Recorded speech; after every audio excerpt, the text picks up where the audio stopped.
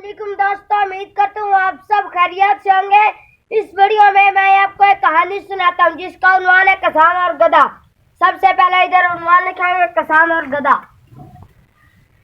किसान और गधा उन्वान लिख लिया। अभी मैं आपको कहानी सुनाता हूँ। एक दफा का जिक्र है, एक किसान के पास एक गधा था।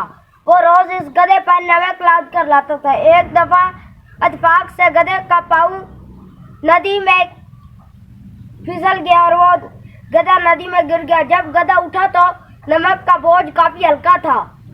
तो गधे ने नियत की कि मैं रोजाना ऐसे ही किया करूंगा। तो मालिक का नुकसान हो जाता था। मालिक ने इसे सजा देने के लिए एक दफा इस पर रुई लाद ली।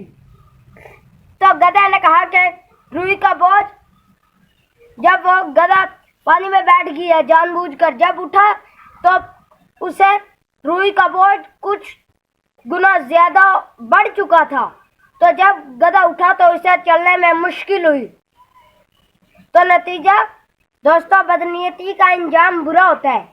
गधा रोज नुकसान करता था, मालिक का नुकसान हो जाता था। मालिक ने इसे सजा देने के लिए रुई ला दी। गधे को क्या पता था कि रुई का बोझ कम होने की बजाय बढ़ जाएगा। जब वो उठा तो उसे ज्यादा वजन उठाना पड़ा।